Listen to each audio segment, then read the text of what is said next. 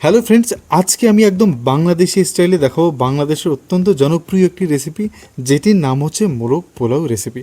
কিছু tips and tricks সহ এই রেসিপিটি শেয়ার করছি, অবশ্যই সঙ্গে থাকবে। রান্নার শুরুতেই কিছু গোটা গরম মশলা শুকনো খোলায় টেলে গুঁড়ো করে নিয়েছিলাম। এর মধ্যে ছিল জয়ফল, জায়িত্রী, এলাচ, দারচিনি, লবঙ্গ, তেজপাতা, জিরে এবং মৌরি। অন্যদিকে কিছু চিকেন বড় বড় পিস করে কেটে আমরা ম্যারিনেশনের জন্য রেডি করে রেখেছিলাম।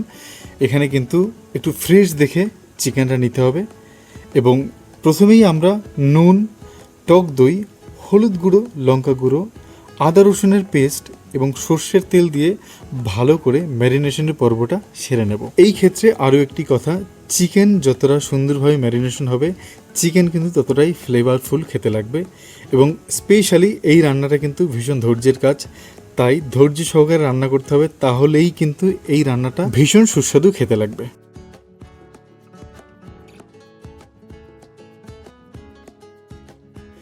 এই পর্যায়ে গ্যাসের ফ্লেমটা অন করে দিয়ে দেবো কিছু পরিমাণে সাদা তেল এবং এর মধ্যে দিয়ে দেবো কোচানো পেঁয়াজ।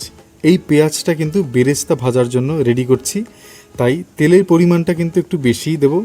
এবং পেঁয়াজ ভাজার মাঝখানে কিন্তু আমরা সামান্য পরিমাণে বাটার ইউজ করেছি, তোমরা কিন্তু চাইলে এখানে ঘিও ব্যবহার করতে পারো। এই বেরেস্তা ভাজার সময় একটি টিপস হলো, পেঁয়াজের রঙটা তাড়াতাড়ি ব্রাউন করার জন্য আমরা সামান্য পরিমাণে চিনি ইউজ করেছিলাম। এরপরে ওই বেরেস্তা ভাজা তেলেই কিন্তু সামান্য পরিমাণে গোটা গরম মশলা দিয়ে এর মধ্যে আমরা চিকেনটাকে ভেজে নিয়েছিলাম এবং এই বেরেস্তা ভাজা তেলে এই চিকেনটা দেওয়ার ফলে কিন্তু চিকেনগুলো আরও বেশি ফ্লেভারফুল হবে, কারণ পেঁয়াজের সমস্ত ফ্লেভার কিন্তু ওই তেলের মধ্যেই আছে। চিকেনগুলো কিন্তু আমরা ওলট পালট করে হালকা ব্রাউন করে ভেজে নিয়েই তুলে নেব এবং এই চিকেনগুলোর ভেতর থেকে কিন্তু এক্সট্রা আরও অনেক তেল বেরোবে। এই পর্যায়ে কিন্তু ওই চিকেন ভাজা তেলটাই চিকেন কষানোর ক্ষেত্রে ইউজ করব। এজন্য আমরা প্রথমেই কড়াইতে ওর থেকে সামান্য পরিমাণে তেল দিয়ে দিয়েছিলাম এবং এরপর দিয়ে দিয়েছি কুচনো পেঁয়াজ এবং একে একে রসুন বাটা এবং আদা বাটা। যে কোনো মাছ মাংস রান্নার ক্ষেত্রে কিন্তু এই কষানো ব্যাপারটা ভীষণ ইম্পর্টেন্ট জিনিস, তাই এই সমগ্র মশলাটা ভালো করে কষাতে হবে যতক্ষণ না পর্যন্ত এই মশলা থেকে তেল ছাড়ছে। মশলাটা যেন এই কড়াইয়ের নিচে লেগে না যায়, তাই জন্য আমরা কষানোর মাঝখানে সামান্য পরিমাণে জল ইউজ করেছিলাম।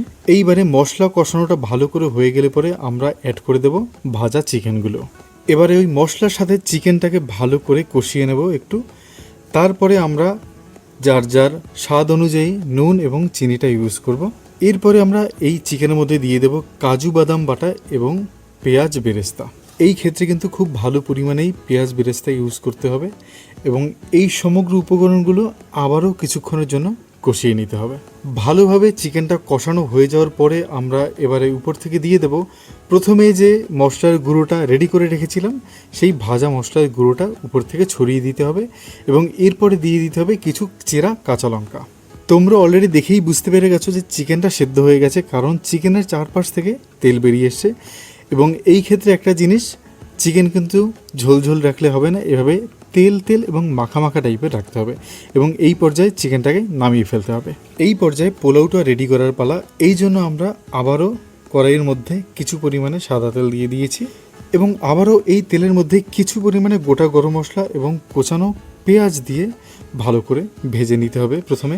এবং এরপরে আবারও এই পেঁয়াজ ভাজার মধ্যে আদা বাটা এবং রসুন বাটা দিয়ে কিছুক্ষণ কষিয়ে নিতে হবে।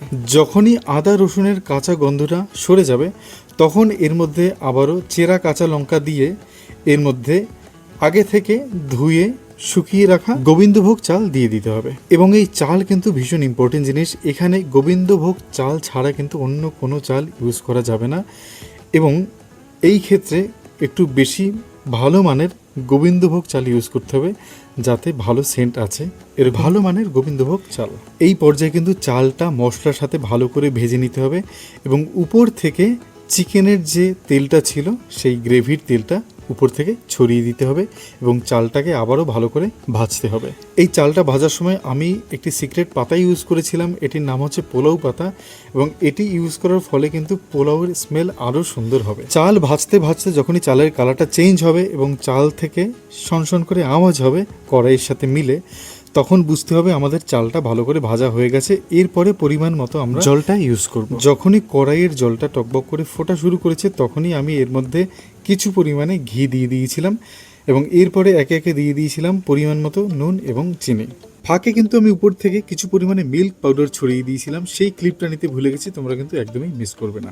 পোলাওটা যখন 80% রেডি হয়ে আসবে তখন উপর থেকে আমরা সেই গুঁড়ো করা মশলা এবং ঘি ছড়িয়ে দেব এবং এরপরে দিয়ে দেবো বেরেস্তা। এই পর্যায়ে আমি এই পোলাওর উপর থেকে সামান্য পরিমাণে গোলাপ জল ছড়িয়ে দেবো, তোমরা কিন্তু এটা চাইলে নাও ইউজ করতে পারো। পোলাওয়ের উপরে থাকা মশলা, ঘি এবং বেরেস্তাগুলো যেন প্রপারলি সমগ্র পোলাওয়ের সাথে মিক্সড হয়, তাই জন্য আমরা উপর নিচ করে মিক্সড করে দিয়েছিলাম। সবার শেষে আর একবার দমে বসাতে হবে এই পোলাওকে, এই জন্য আমরা হাফ পোলাও আলাদা করে নিয়ে পোলাওয়ের উপর থেকে চিকেন দিয়ে এর উপর থেকে আবারও রাইস এবং বেরেস্তা ছড়িয়ে কিছুক্ষণের জন্য দমে বসিয়ে রাখবো। এইভাবে দমে বসিয়ে 7 থেকে 8 মিনিট বাদে কিন্তু প্রপারলি মোরগ পোলাও রেডি হয়ে যাবে।